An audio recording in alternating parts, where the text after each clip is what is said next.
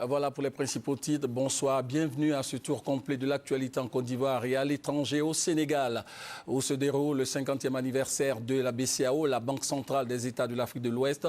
Cinquantenaire marqué par un symposium qui a pris fin ce soir à Dakar, en présence du chef de l'État, le président Alassane Ouattara. Le compte-rendu de notre envoyé spécial, Awa Touré.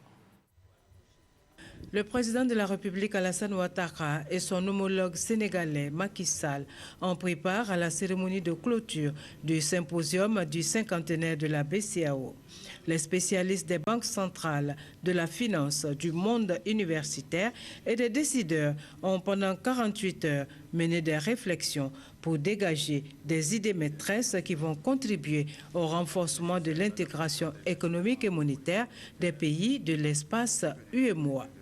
Le premier sous-thème intitulé « Conduite de la politique monétaire en union monétaire, défis et perspectives », cas de l'UEMOA, a permis d'échanger sur les mutations du système financier international qui ont rendu nécessaire l'adaptation des instruments de politique monétaire ainsi que du dispositif de supervision de la régulation financière. Il est relevé que le bilan de la conduite de la politique monétaire de la BCEAO est globalement positif, marqué notamment par une maîtrise de l'inflation à un niveau relativement faible. En revanche, la croissance économique demeure insuffisante et instable du fait de la forte volatilité de la zone au choc exogène.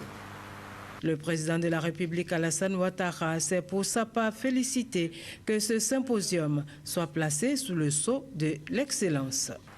Le choix du terme central, à savoir intégration monétaire et mutation du système financier international, défis et perspectives, est révélateur d'une prise de conscience sur la nécessité d'inscrire l'action de la BCEAO dans une dynamique d'évolution et d'adaptation en adéquation avec les exigences de la finance et de l'actualité économique mondiale. Vos réflexions ont débouché sur des recommandations fortes qui pourrait inspirer l'Union économique et monétaire ouest-africaine. J'en ai noté 3 en particulier que je pourrais décliner. La première a trait à la nécessité de renforcer la solidarité et la discipline au sein des unions monétaires, en vue d'en consolider les bases et renforcer leur viabilité.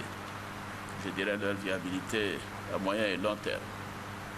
La deuxième concerne les mesures requises pour l'approfondissement et la structuration des marchés financiers, en particulier dans les pays en développement et émergents, afin de satisfaire les importants besoins de financement de nos économies.